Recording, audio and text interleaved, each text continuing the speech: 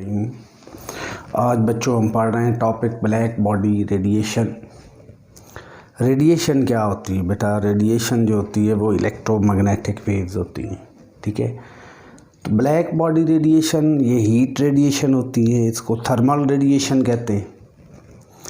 Thermal क्यों कहते हैं कि हर बॉडी जो है वो हीट अब्जॉर्ब भी कर रहा होता है, हीट अमिट भी कर रहा होता है। कोई बॉडी ले लें, आपके सामने ये वाइट बोर्ड है, ये दीवारें हैं, ये मार्कर इवन है, हर चीज़ जो है वो रेडिएशन जो आ रही हैं उस पर इंसिडेंट उसको अब्जॉर्ब भी कर रहा है कुछ पार्ट और रिफ्लेक्ट भी कर रहा है, ठीक है।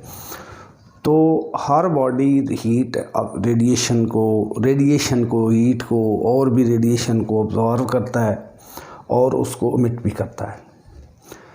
तो जो हीट रेडिएशन है या ब्लैक बॉडी रेडिएशन है, जब किसी बॉडी को हीट किया जाता है उससे जो रेडिएशन निकलती है, हीट अप करने से हीटिंग इफेक्ट आता है, इंफ्रारेड रेडिएशन उससे जो निकलती हैं उसको हीट रेडिएशन या थर्मल रेडिएशन कहते हैं, ठीक है।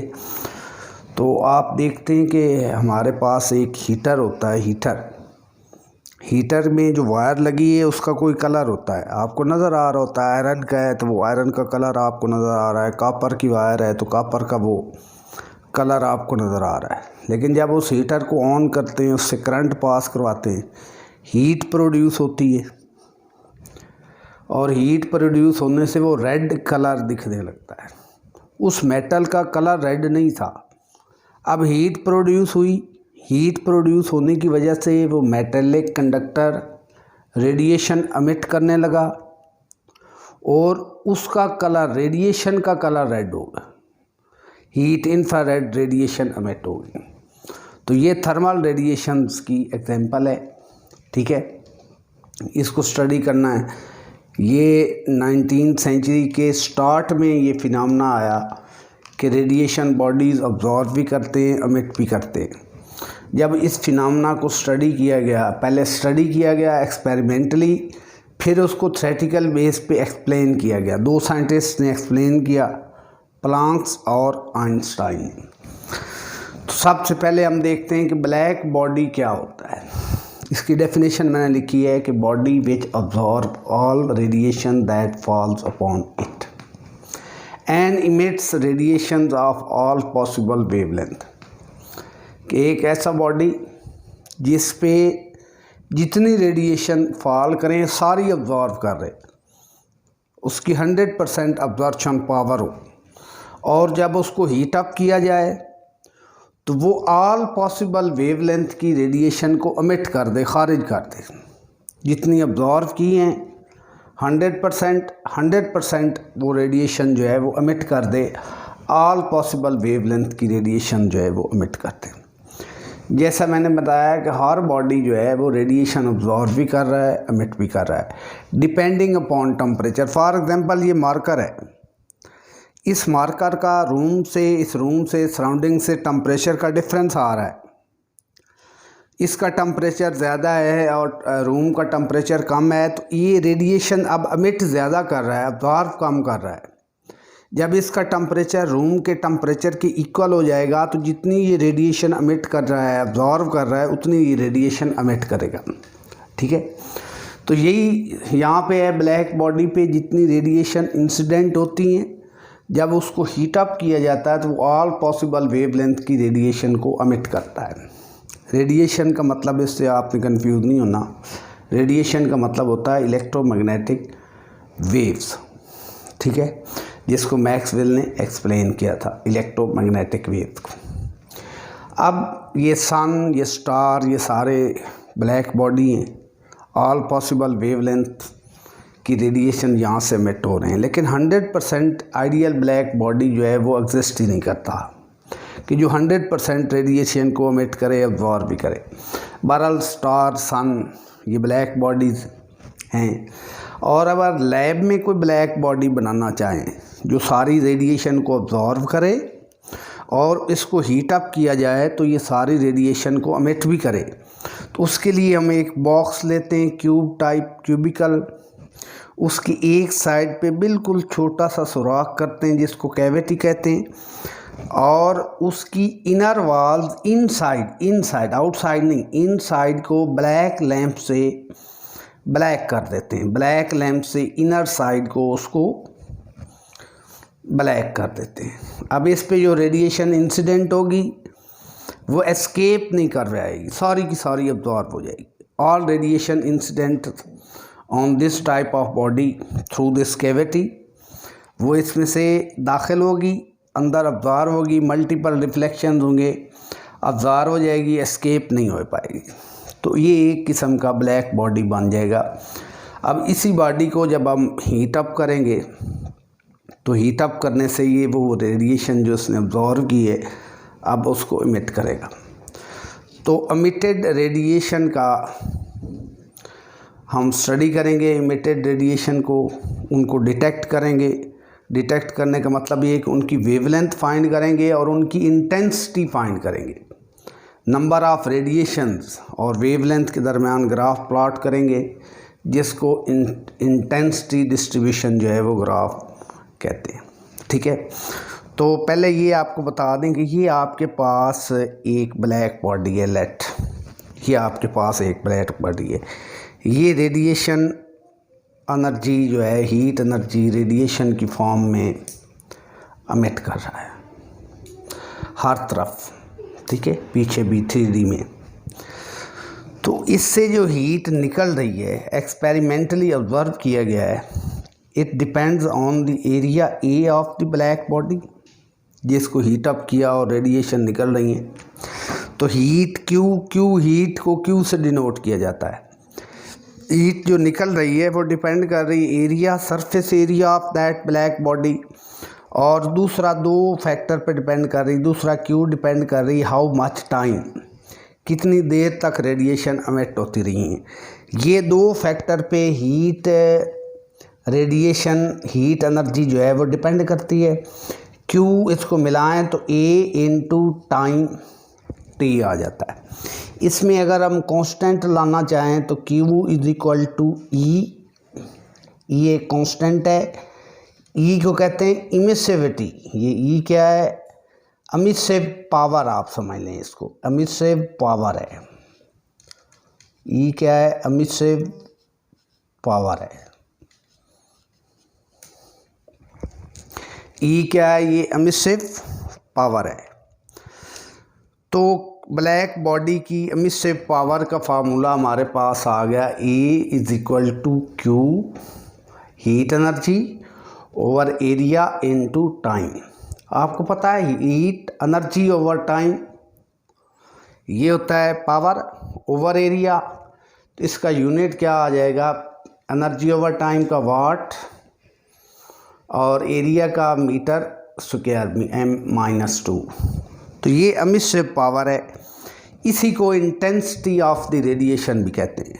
नंबर ऑफ रेडिएशन एमिटेड पर unit time per unit area. तो ये इसका कंसेप्ट था। ठीक है, अब हम आगे इसको ना इंटेंसिटी डिस्ट्रीब्यूशन को दो साइंटिस्ट ने, ल्यूमिनर और एक और नाम है उसने स्टडी किया, ल्यूमिनर एंड प्रिंसटन। इन दो साइंटिस्ट ने इस रेडिएशन को डिटेक्ट किया, पहले ब्लैक बॉडी की रेडिएशन को।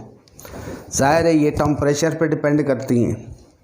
इनको डिटेक्ट करने के बाद यानी उनके एक प्लॉट किया ग्राफ, उनकी वेवलेंथ एमिटेड रेडिएशन की और इंटेंसिटी के दरमियान ग्राफ प्लॉट किया। तो उन्होंने ये ग्राफ प्लॉट किया 1000 केल्विन पे। तो वो ग्राफ की शेप जो है कुछ इस तरह आई। ये टेम्परेचर था 1000 केल्विन टेम्परेचर था।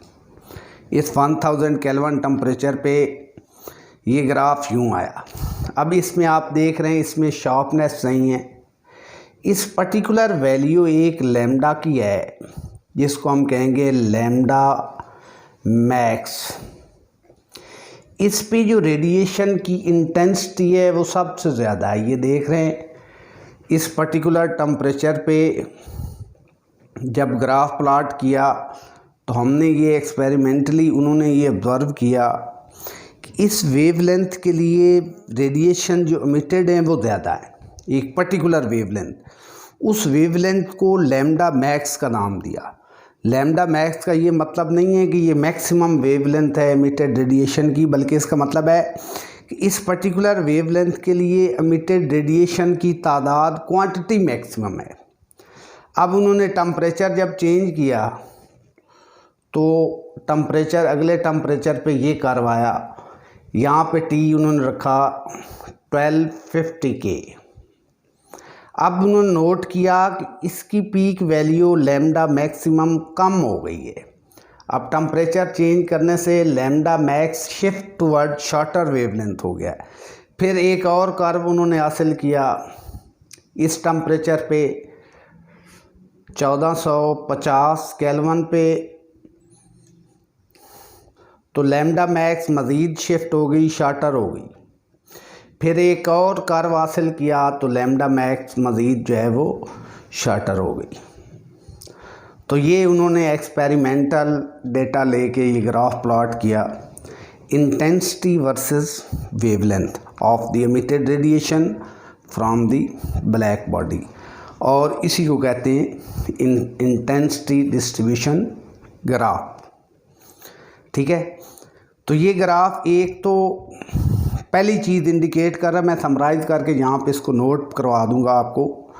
पहली चीज़ ये इंडिकेट कर रहा है, फर्स्ट कर्व आप लें अगर, इसमें ये चीज़ इंडिकेट कर रहा है कि ये कर्व जो है ये कर्व है, स्ट्रेट लाइन नहीं है। यानी जो एनर्जी एमिट होती है ब्लैक बॉडी से वो यूनिफॉर्मली डिस्ट्रीब्यूटेड नहीं है। स्टार्ट में कम है, एंड पे कम है, बीच में किसी वेवलेंथ, पर्टिकुलर वेवलेंथ के लिए इंटेंसिटी ऑफ रेडिएशन जो है वो मैक्सिमम है। पहला इस कर्व का कंक्लूजन ये है कि energy is not distributed uniformly. जो स्पेक्ट्रम हमें ब्लैक बॉडी का हासिल हुआ उसमें एनर्जी यूनिफॉर्मली डिस्ट्रीब्यूटेड नहीं है। इस कर्व में भी देख सकते हैं, इस कर्व में भी, इस कर्व में भी आप देख सकते हैं, और इस कर्व में भी आप देख सकते हैं।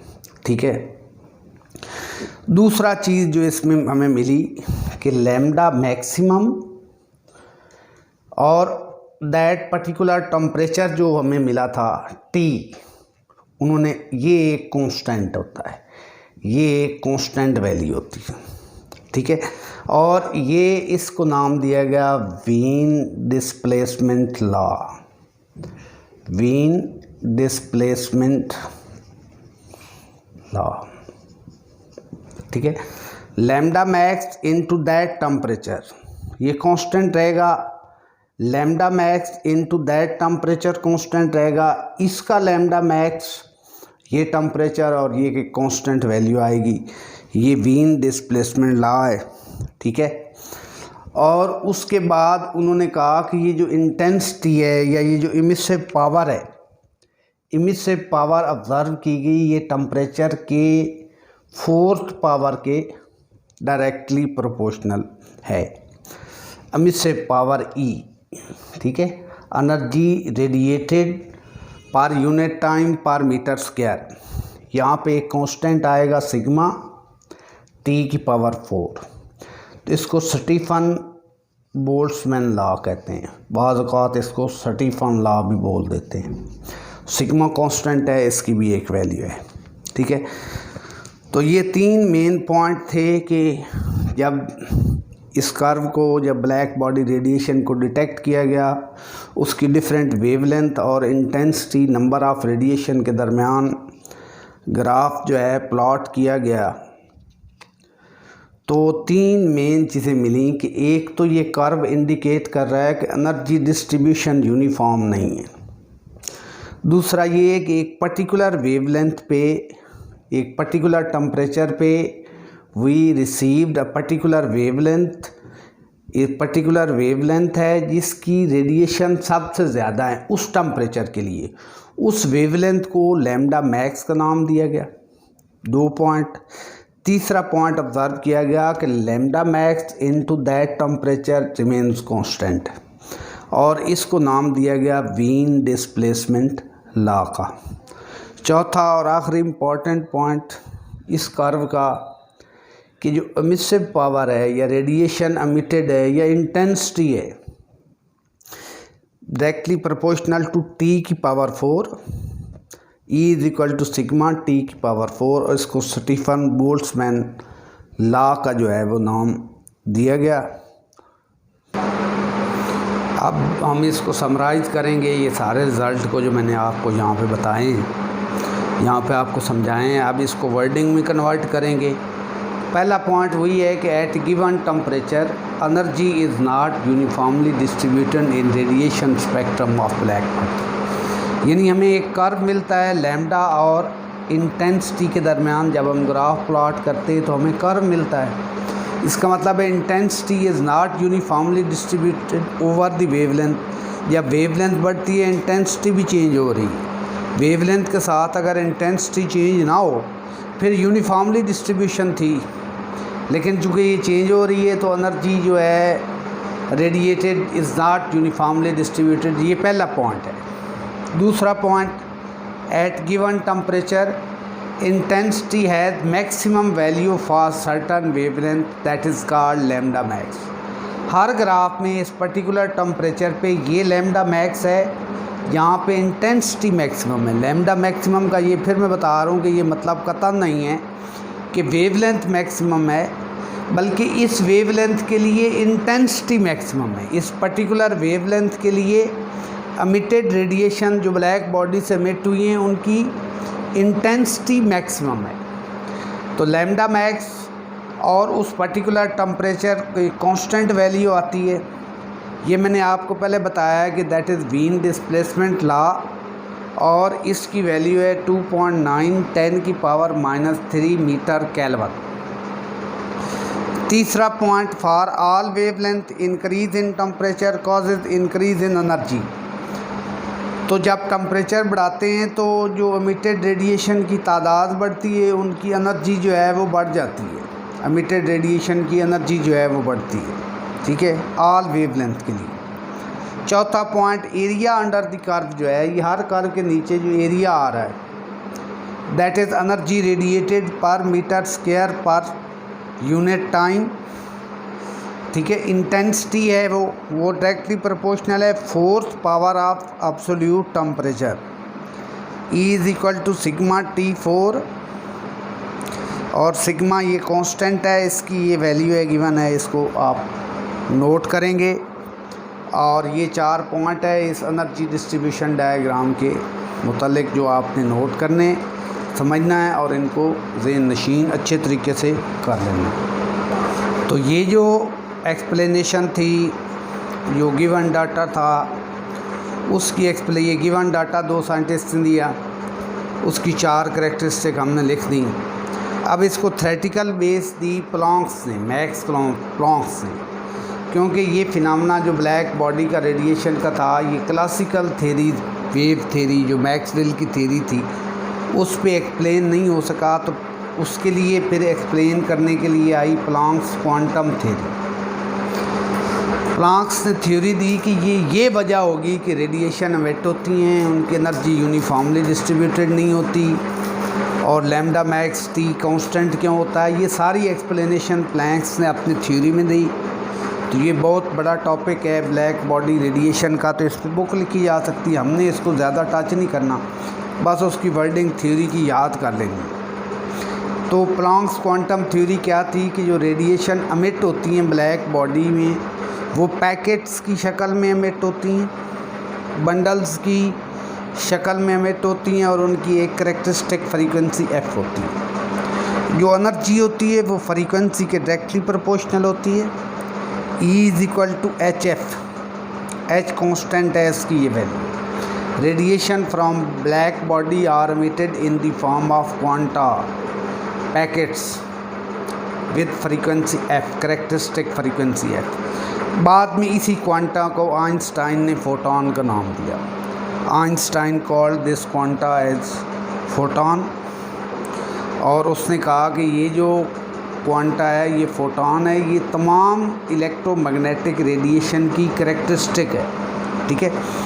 तो यहाँ पे आपने लिखना है